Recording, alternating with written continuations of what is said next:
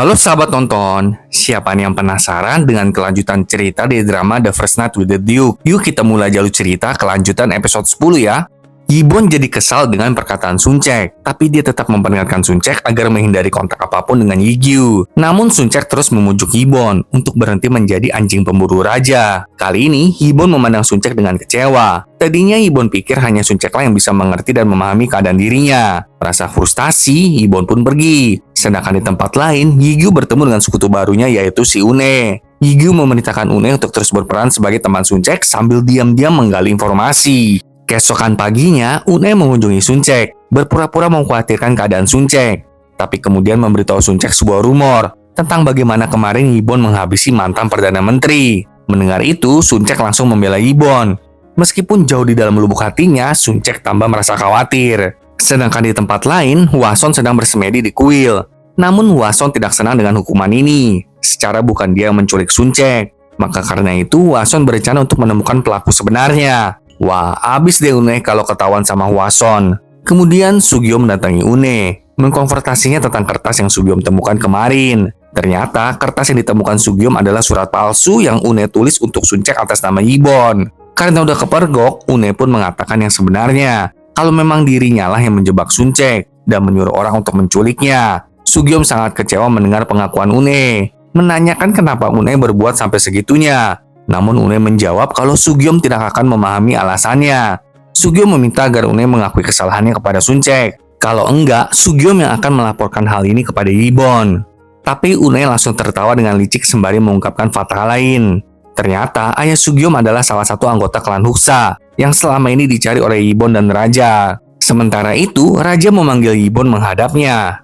Lalu di depan semua menteri, Raja memaki Yibon. Karena ternyata kemarin itu, Yibon menunda menghabisi mantan Perdana Menteri. Mantan Perdana Menteri yang juga ada di sana mengakui kalau kemarin dia memohon kepada Yibon agar dirinya dapat menghadiri pernikahan putrinya. Yibon pun meminta ampun kepada Raja atas tindakannya itu. Namun para menteri di ruangan itu mendesak agar Raja menghukum Yibon karena tidak melakukan apa yang telah diperintahkan kepadanya. Di tengah-tengah keributan ini, ayah Suncek dengan berani mengungkapkan argumen yang cukup kuat agar sang Raja mengampuni Yibon. Raja pun setuju untuk tidak menghukum Yibon. Asal saja, Yibon menghabisi mantan Perdana Menteri sekarang juga di hadapan semua orang. Tapi kali ini Yibon teringat akan kata-kata Suncek yang memintanya untuk berhenti menghabisi orang. Jadi Yibon tidak bersedia menghabisi mantan Perdana Menteri. Namun tiba-tiba dari belakang, Yigyu dengan percaya diri langsung menghabisi mantan Perdana Menteri. Melihat tindakan Yigyu, sang Raja pun memuji dan makin mempercayai Yigyu. Sementara Raja berjanji akan mencopot gelar Yibon, lalu memberikannya hukuman. Malam harinya, ayah Suncek memberitahu Suncek tentang semua yang terjadi di istana mengenai Yibon. Sekarang, Suncek jadi merasa bersalah atas semua perkataannya malam itu. Sementara itu, ayah Sugyo memerintahkan putranya agar memutuskan hubungan dengan Yibon. Mendengar itu, Sugyo langsung mengkonfrontasi ayahnya, menanyakan kebenaran apakah ayahnya beneran anggota klub Huksa, dan apakah Yigyu adalah ketua klub Huksa. Ayah Sugyo membenarkan semuanya itu. Klub Huksa ingin menurunkan raja yang sekarang. Pertama, mereka akan menghabisi Yibon terlebih dahulu. Ayah Sugyom lalu memberikan Sugyom sebuah tugas, yaitu mengajukan petisi dan meminta agar Yibon dieksekusi. Karena pikiran yang terus berkecamuk, akhirnya Sugyom memutuskan mendatangi Yibon, memberitahunya kebenaran tentang apa yang telah Une lakukan terhadap Suncek. Gak hanya itu, Sugyom juga mengakui kebenaran tentang ayahnya yang adalah anggota klub Huksa. Sugyom berlutut meminta ampun kepada Yibon, tapi Yibon mengklaim dia tidak akan menyalahkan Sugyom. Yang berarti Sugyo menjaga persahabatannya sampai akhir nih sahabat nonton. Akhirnya, Yibon memenjarakan Une, memaksa Une untuk mengungkapkan kaki tangannya. Jika tidak, Yibon akan mengirim Une ke biro penyelidikan kerajaan. Tertangkapnya Une pun dengan cepat diberitahukan kepada Yigyu. Kemudian Suncek menemui Yibon. Dia mengakui salah menilai Yibon dan tidak memahaminya. Suncek berjanji akan melakukan apapun demi membela Yibon. Suncek menyesal telah menyakiti Yibon dengan perkataannya. Akhirnya, pasangan itu pun berbaikan. Keesokan harinya di istana, para menteri dengan gencar menyuruhkan agar Yibon dihukum mati. Suncek pun menemui Yigyu dan meminta Yigyu menolong Yibon. Suncek berlutut di hadapan Yigyu, memohon agar Yigyu menyelamatkan Yibon. Suncek berjanji akan melakukan apapun sebagai imbalannya. Yigyu setuju dan menghadap Raja, menyarankan agar Raja mengirim Yibon ke perbatasan Tiongkok, di mana Tiongkok sedang berperang dengan orang barbar. Raja pun menyetujui ide Yigyu tersebut dan segera memanggil Yibon untuk menghadapnya. Raja memerintahkan Yibon agar pergi ke perbatasan. menghabisi jenderal barbar yang menyulitkan Tiongkok. Yibon tanpa protes langsung menyetujui perintah raja. Tapi sebelum pergi, Yibon meminta kepada raja agar raja berhati-hati kepada Yigyu. Setelah mengetahui Yibon tidak jadi dihukum mati, Sun Cek beserta seluruh keluarganya menyambut Yibon dengan bahagia. Tapi Yibon segera memberitahu mereka kalau besok dirinya harus pergi ke perbatasan untuk bertempur. Hal ini tentu membuat keluarga Sun Cek bersedih. Malam itu, Sun Cek mendatangi Yibon, mengajaknya berjalan di jalanan yang dihiasi oleh lentera.